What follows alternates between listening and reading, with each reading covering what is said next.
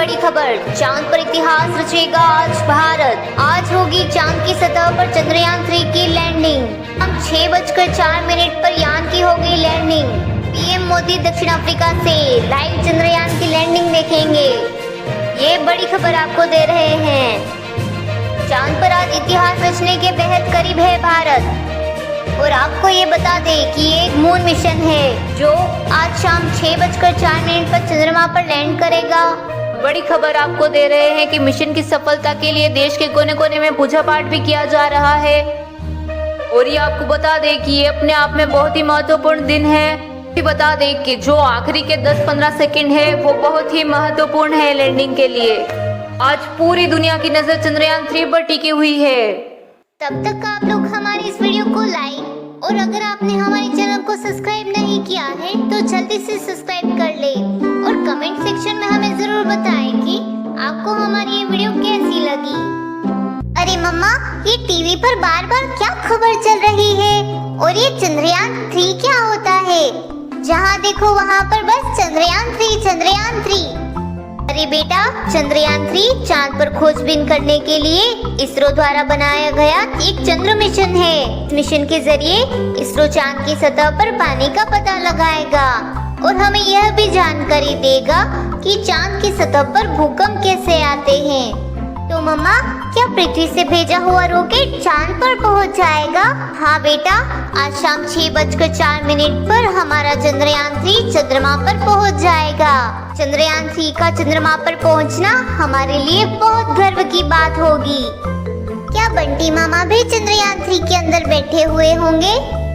नहीं बेटा, आपके बंटी मामा इसरो में बैठकर चंद्रयान 3 की गतिविधि पर ध्यान देंगे। अच्छा बेटा, अब मैं आपके लिए भोजन लेने जा रही हूँ। मेरे आने तक आप घर से बाहर मत निकलना। आप अच्छे बच्चे हो ना? वह कहकर टूनी चिड़िया भोजन की तलाश में निकल जाती है। भोजन की तलाश में चिड़िया को शाम हो गई थी। वह घर आते ही अपनी बेटी को टीवी शुरू करने के लिए कहती है। आज की ब्रेकिंग न्यूज, अभी इसरो से पता चला है कि भारत का महत्वाकांक्षी मिशन चंद्रयान 3 बुधवार शाम 5 बजे से चंद्रमा से महज 2 किलोमीटर की दूरी पर आकर उसका ईंधन खत्म हो गया। इससे ठीक पहले सब कुछ ठीक ठाक चल रहा था। अनहोनी से पूरे इसरो में सन्नाटा पसर गया है। कुछ समझ नहीं आ रहा कि आखिर ये क्या हो गया। ये सब कुछ चंद्रयान 3 की चंद्रमा पर लैंडिंग के सबसे मुश्किल 15 मिनट के दौरान हुआ। निराशा के इन पलों में इसरो के चीफ सामने आए और उन्होंने कहा कि चंद्रयान 3 का ईंधन खत्म हो गया है, जिस कारण चंद्रयान 3 चंद्रमा पर लैंडिंग नहीं कर पाएगा। चिड़िया ने जब यह न्यूज सुनी तो वह घबरा गई। हे भगवान, ये क्या हो गया? 4 साल पहले भी चंद्रयान 2 चंद्रमा पर पहुंचते पहुंचते रह गया था। पूरा देश उस समय निराश हो गया। 4 साल की मेहनत के बाद जब ये चंद्रयान 3 लॉन्च हुआ है तो मैं इसे बर्बाद नहीं होने दूंगी।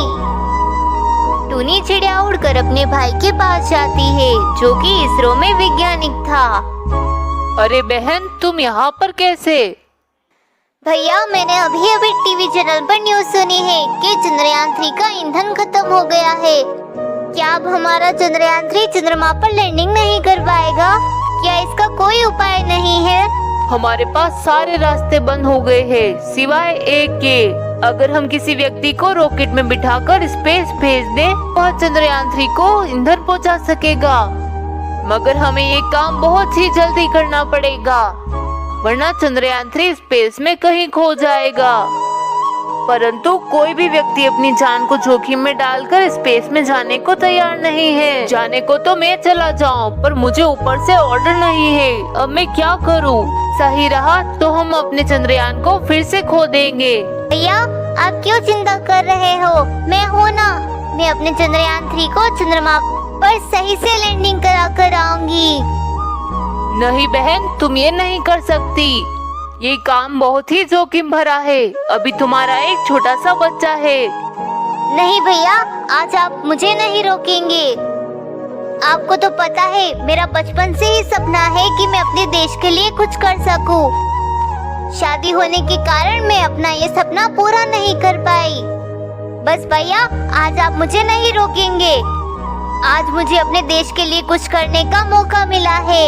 आज मैं उससे पीछे नहीं हटूंगी। फिर चिड़िया को स्पेस में जाने के लिए तैयार किया जाता है। कुछ ही दिनों में चिड़िया चंद्रमा पर पहुंच जाती है और चंद्रयान 3 की सही से लैंडिंग करा देती है। टुनी की इस बहादुरी के कारण पूरे देश को टुनी पर बहुत गर्व था। जंगल में गर्मियों का मौसम चल रहा था।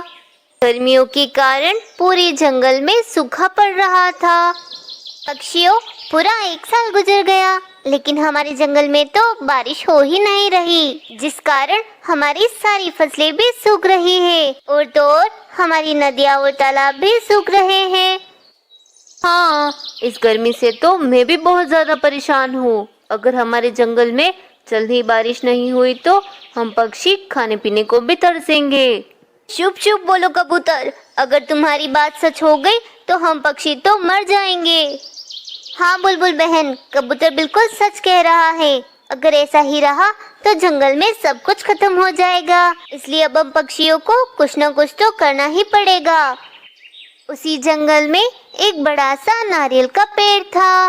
वह बड़ा सा नारियल का पेड़ उल्लू सेठ का था। उल्लू सेठ के नारियल तो हमेशा पानी से ही भरे रहते थे और उल्लू सेठ काफी ज्यादा अमीर और काफी ज्यादा घमंडी था। अब कुछ ही दिनों में जंगल की नदियाँ और तालाब भी सूख चुके थे, जिस कारण जंगल के सारे पक्षी प्यास से मर रहे थे। एक दिन जंगल के सारे पक्षी मिलकर उल्लू सेठ के पास जाते हैं। उल्लू सेठ, आपको तो पता ही है कि जंगल में काफी समय से बारिश नहीं हुई है, जिस कारण जंगल की नदियाँ और तालाब भी सूख चुके हैं। उल्लू सेठ, आप भी तो इस जंगल में रहते हो और आप भी जानते हो कि जंगल में अकाल पड़ रहा है। उल्लू सेठ, हम पक्षियों को बहुत प्यास लग रही है, इसलिए अब हम तुम्हारे पेड़ पर लगे नारियल का पानी पीना चाहते हैं। अरे ये तो बहुत अच्छी बात है पक्षियों, तुम जब चाहो तब आकर मेरे नारियल का पानी पी सकते हो, परंतु पैसे देकर। क्या मतलब उल्लू सेठ, हमको समझे नहीं। पक्षियों, ये नारियल का पेड़ मेरा है और मैं ये तुम्हें नारियल जब ही दूंगा जब तुम मुझे इस नारियल के 50 रुपए दोगे। हाय रे, ये क्या कह रहे हो उल्लू सेठ? ये तो आप हमारी मजबूरी का फायदा उठा रहे हो। अब इतने पैसे हम कहाँ से लाएंगे? ऐसे ही सारे पक्षी उल्लू सेठ को खरी खोटी सुनाने लग जाते हैं। बस कर जाओ पक्षियों, ये नारियल का पेड़ मेरा है और मैं इसे तुम्हें फ्री में नहीं देने वाला। अगर तुम्हें नारियल का पानी पीना है तो जाकर पहले पैसे लेकर आओ, वरना दफा हो जाओ मेरे घर से। ऐसा कहकर उल्लू सेठ उन पक्षियों को वहां से भगा देते हैं। अब ऐसे ही 1 हफ्ता भी गुजर जाता है। अब जंगल के पक्षी धीरे धीरे करके दूसरे जंगल को जा रहे थे। अब बस हो गया, अब मैं और प्यासा नहीं रह सकता। मैं तो जा रहा हूँ उल्लू सेठ के नारियल का पानी पीने। परंतु बुलबुले, तुम इतने पैसे लाओगे कहाँ से? तुम उसकी चिंता मत करो बुलबुल, जो होगा सो देखा जाएगा। ना कहकर बुलबुला वहाँ से चला जाता है। अरे वाह, आज तो उल्लू सेठ अपने पेड़ के पास नहीं है। अब मैं जल्दी से जाकर एक नारियल चोरी कर लेता हूँ। बुलबुला जैसे ही पेड़ से नारियल तोड़ने लगता है कि तभी वहाँ पर उल्लू सेठ आ जाते हैं। चोर कही के, मुझे क्या उल्लू समझ रखा है? क्या सोच कर आए थे कि उल्लू सेठ तो उल्लू है जिसे तुम बड़ी ही आसानी से पागल बना दोगे। अब तो तुम्हें इसकी बहुत बड़ी सजा मिलेगी। फिर उल्लू सेठ गुस्से में बुलबुले को वहीं पर मार देता है। उल्लू सेठ बुलबुले की लाश को पेड़ से बांध देता है। मेरी बात कान खोल कर सुन लो पक्षियों, आइंदा किसी पक्षी ने भी मेरे नारियल के पेड़ से चोरी करने की कोशिश की तो उसी का वही हाल होगा जो इस बुलबुले का हुआ है। हाय रे उल्लू सेठ, ये आपने क्या किया? अगर एक चोरी की सजा मौत होती है तो अब हमें इस जंगल में नहीं रहना। फिर उल्लू सेठ वहां से चला जाता है। तभी वहां पर पिंकी चिड़िया आ जाती है। मेरी बात सुनो पक्षियों, हमें इस समस्या का हल मिल चुका है। मैंने पानी से भरपूर एक जंगल ढूंढ लिया है। अब हम उस जंगल में रह सकते हैं। फिर सारे पक्षी उस जंगल को छोड़कर दूसरे जंगल को चले जाते हैं। काफी दिन गुजर जाते हैं। आहिस्ता आहिस्ता करके उल्लू सेठ का पेड़ भी सूख चुका था। अब क्या करूं मैं? पानी कहाँ से लाऊं? कितने दिन हो गए मैंने पानी नहीं पिया। मैं तो अब दूसरे जंगल भी नहीं जा सकता। अब मैं दूसरे जंगल चला गया तो सारे पक्षी मुझे मार ही डालेंगे। अब कोई भी पक्षी उल्लू सेठ की मदद नहीं कर रहा था, जिस कारण प्यासे होने की वजह से उल्लू सेठ की वहीं पर मौत हो जाती है। दोस्तों, इस कहानी से हमें यह सीख मिलती है कि हमें हमेशा मुसीबत में दूसरों की मदद करनी चाहिए, ताकि अगर कभी हम पर बुरा वक्त आए तो दूसरे भी हमारी मदद कर सके। दोस्तों, अगर आपको मेरी वीडियो पसंद आई हो तो वीडियो को लाइक और चैनल को सब्सक्राइब करना मत भूलना।